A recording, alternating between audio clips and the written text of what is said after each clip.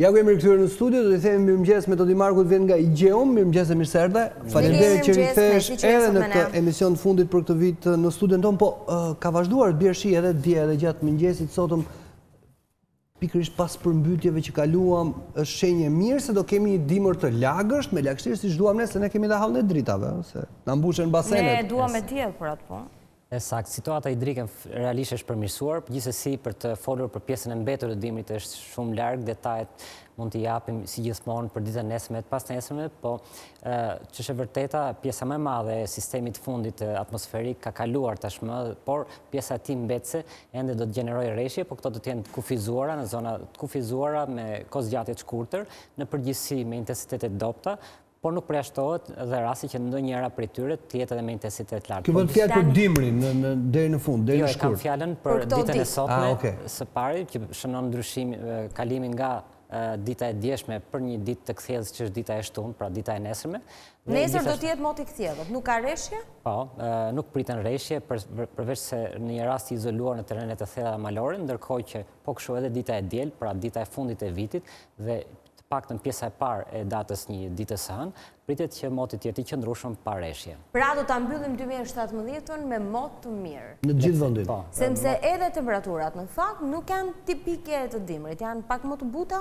Po janë pak më të buta dhe ndoshta kompensojnë vlerat më të ulta që patëm gjatë 10 ditësh të dytë të muajit dhjetor, i cili bëri që të shkojmë në minimumin e këtij dhjetori dhe madje në total do thonim që deri në ditën e sotme ky muaj ka qenë rreth 0.7 gradë më i ftohtë se sa mesatarja e tij, jo në një ndryshim pra i madh nga mesatarja dhe me temperaturat e ditëve të fundit rikthehemi tek mesatarja tipike e muajit dhjetor. Tani 2018 si do të nisë?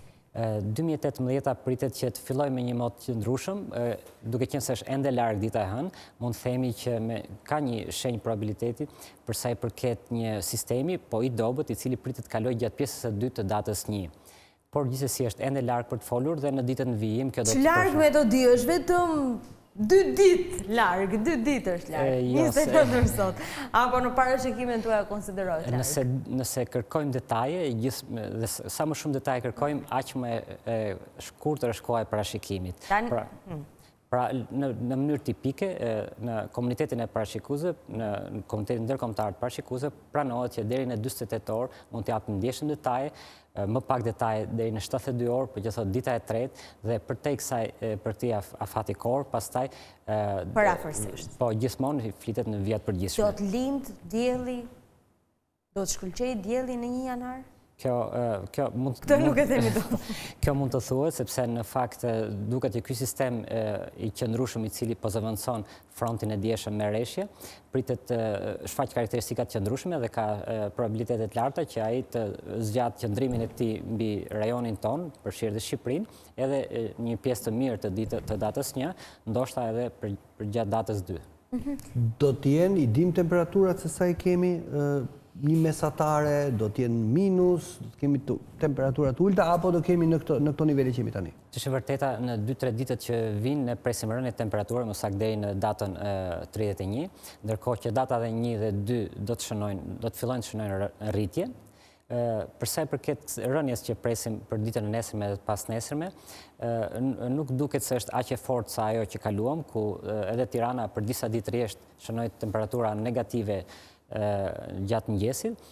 Në këtë rast pritet që qyteti, të paktën pjesa qendrore e Shqipërisë, në veçantë qyteti i Tiranës, të ngelet në vlerën +2 gradë gjatë orëve të mëngjesit.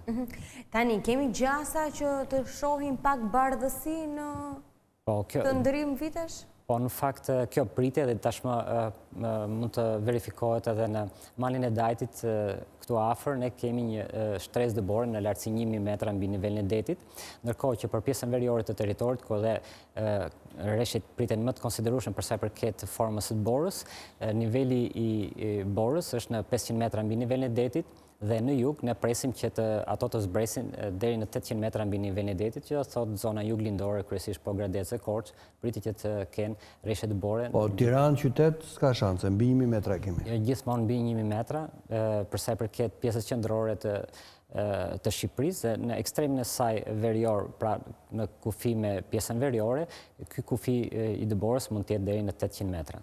Megjithatë, do ketë vit të ri të bardhë, kushdo mund të, për shembull ata që festojnë Korç apo Shkodër, mund ta shijojnë dëborën, është e sigurt që aty do të bjerë, ose Razma apo Thethi.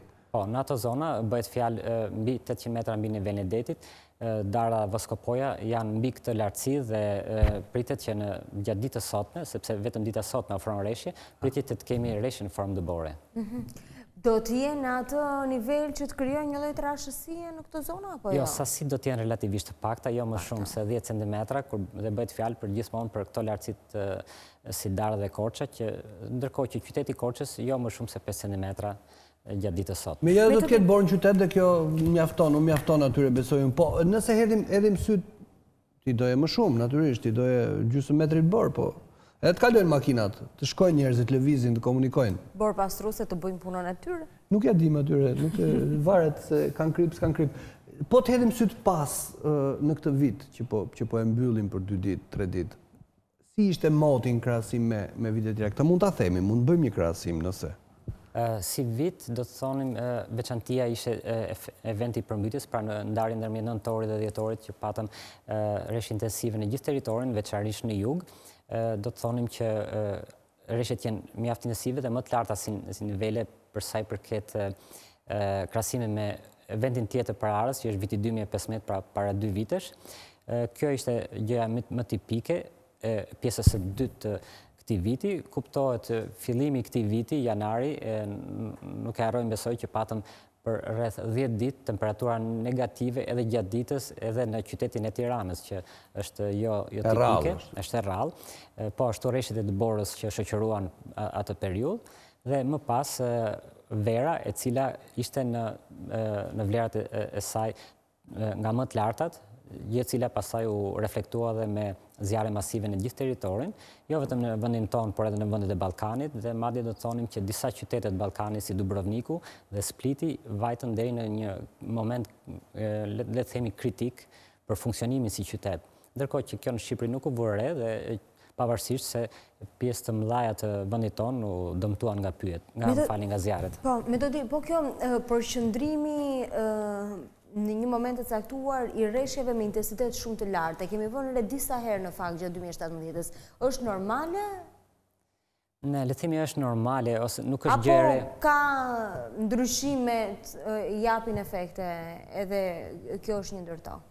Do të thonim që kjo është normale, por tashmë duke qenë se territori urbanizohet gjithmonë më shumë, atëherë popullata ekspozohet gjithmonë më shumë, dhe kjo shoqëruar me mundësinë e teknologjisë për të përçuar informacionin sa më shpejt, me foto, video dhe me tekst, bën që këto raste të bien më shumë në sy, por këto kanë ekzistuar, dhe gjithmonë ndërtuesit, urbanistët rekomandojnë që në planifikimet urbane të jemi sa më larg këtyre zonave, sa më larg shtetërve, jo vetëm të lumenjve të mëdhenj, po edhe atyre të vegjël, madje edhe atyre të thatë, për arsye sepse këto lloj rreshje që përmendet ju, edhe në rrënjë fare të vegjël, madje do të thonim edhe në kanale, të cilat janë pranë zonave urbane, mund të shkaktojnë përmbytje dhe madje me pasojë në jetë njerëzore.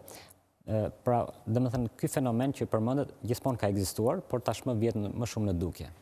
Ka një spostim të stinëve, Metodi?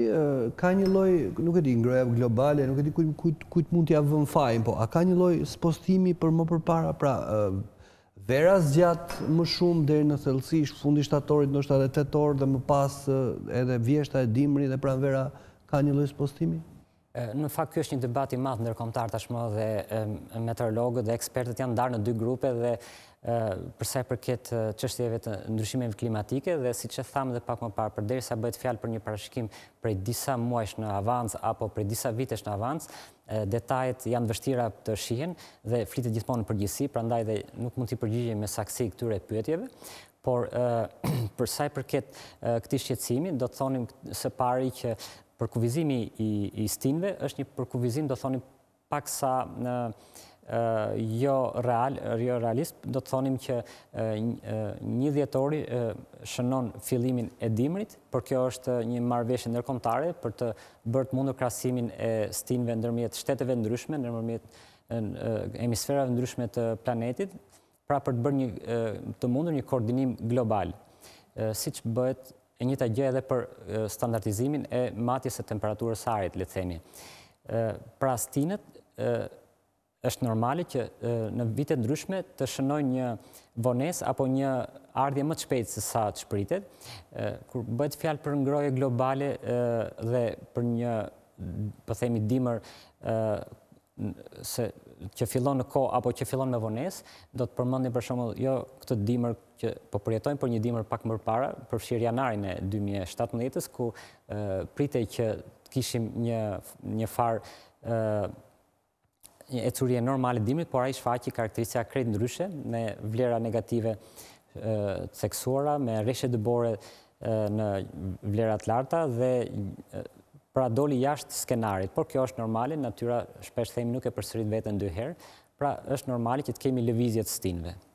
Tani që jemi në dhjetor, jemi zyrtarisht në dimër, tani këto muajt që kanë ngelur përafërsisht, do të jenë muajt e lagësh, do të jenë me temperatura mbi normalen, apo do të kemi thatësirë, do të kemi... Gjithmonë në vijat përgjithshme do të thonim që në 2 muajt e mbetur të dimrit pritet që temperaturat të jenë paksa më të ulta se sa mesatarja, ndërkohë që për sa i përket rreshjeve pritet që të kemi një shtesë të rreshjeve në krahasim me mesatarin 10 deri në 15%. Por gjithsesi për 2 muajt e ardhshëm gjithmonë jepet një tablo e përgjithshme ku brenda muajit, le të themi janar, mund të kemi 2 javë të cilat do t'i binden këtij skenari dhe 2 javë të tjera do të jenë në anën e kundërt të skenarit dhe në një mesatare, siç thamë, do të jenë këto parametra për sa i përket temperaturave dhe rreshjeve.